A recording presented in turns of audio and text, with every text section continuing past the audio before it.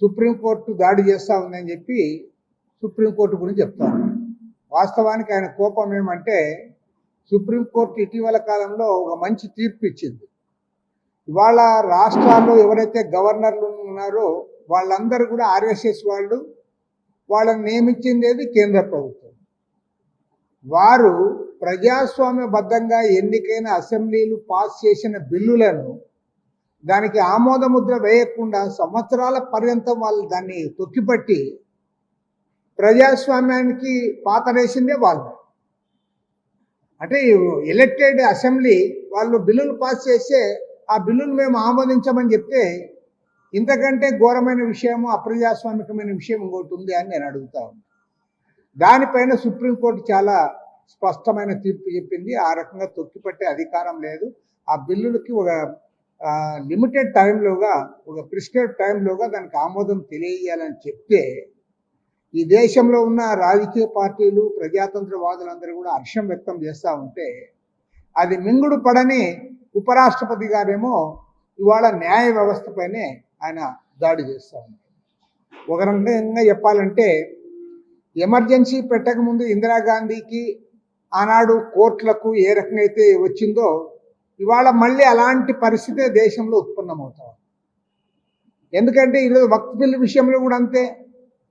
మీరు అందులో స్పష్టంగా సుప్రీంకోర్టు కూడా కామెంట్ చేసింది. మీరు వక్ఫ్ బోర్డులో, అదేవిధంగా వాళ్ళ కౌన్సిల్లో ఈరోజు ఇతర మతస్థులు మీరు పెడితే అదేవిధంగా మీరు టెంపుల్ కమిటీస్లో కూడా పెడతారా అని ఇవాళ అడిగే పరిస్థితి.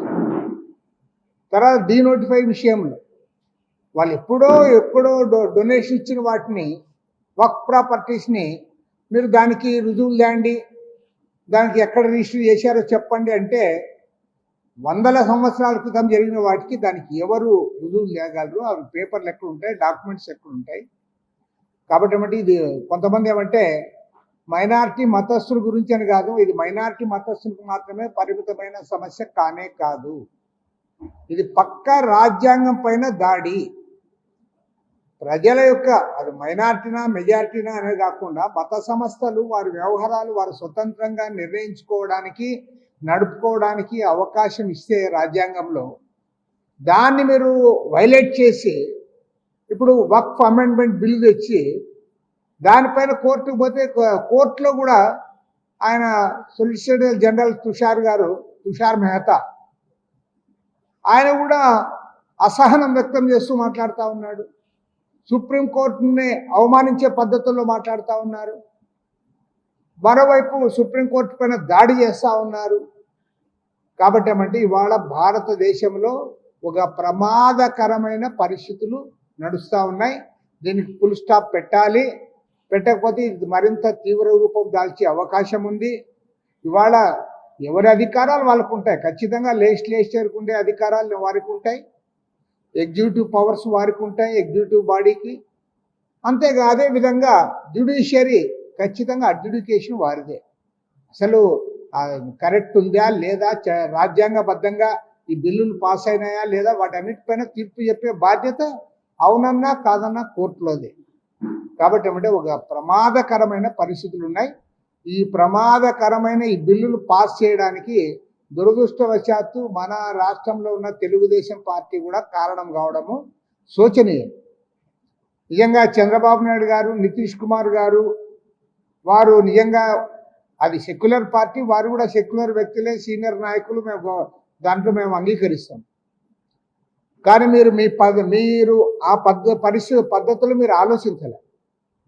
మీరు అట్లా ఆలోచించకుండా ఇవాళ మీరు వక్ఫ్ సవరణ బిల్లులకు మద్దతు ఇవ్వడం వల్ల ఇవాళ దేశవ్యాప్తంగా చిచ్చుపెట్టిన వాళ్ళు అయ్యారు మీరు కూడా. నిజంగా చంద్రబాబు నాయుడు, నితీష్ కుమార్ వీళ్ళిద్దరు అనుకుంటే ఖచ్చితంగా దాన్ని ఆపిండే వాళ్ళే. మీరు ఆపలేకపోయారు. పైగా చంద్రబాబు నాయుడు గారు చాలా స్పష్టంగా చెప్పారు, మేము 3 సవరణలు ప్రతిపాదిస్తున్నామన్నారు. మరి మీరు ఇచ్చిన సవరణలు వాళ్ళేమో ఆమోదించలే కదా. మీరు ఇచ్చిన సవరణలు ఆమోదించకపోయినా మీరు ఎందుకు ఆ బిల్లుకు మద్దతు ఇస్తూ ఉన్నారు? ఎందుకు ఇచ్చారు? కాబట్టి ప్రజల ముందు మీరు సమాధానం చెప్పుకోవాలి. పైగా కనీసం ఇప్పుడైనా సరే మీరు మీ సీనియారిటీ మీకు ఎందుకంటే రాజ్యాంగబద్ధంగా ఇన్ని పదవులు మీరు అనుభవించారు, ఇంత సుదీర్ఘకాలం ప్రజలు మీకు అవకాశం ఇచ్చారు. కనీసం ఇప్పుడైనా మాట్లాడండి.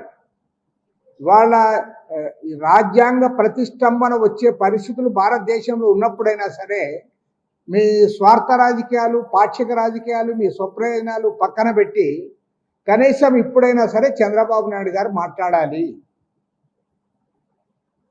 మాట్లాడి దీనికి ఒక ఫుల్ స్టాప్ పెట్టాలి.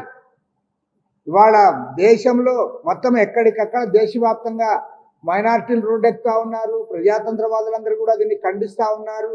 సెక్యులర్ పార్టీలన్నీ కూడా ఖండిస్తూ ఉన్నాయి. అవునన్నా కాదన్నా తెలుగుదేశం పార్టీ సెక్యులర్ పార్టీ. కనీసం ఇప్పుడైనా సరే దీన్ని సరిదిద్దడానికి ముఖ్యమంత్రి గారు చంద్రబాబు నాయుడు గారు నడుము బిగించాలని చెప్పి కూడా నేను కోరుతాను. అట్లా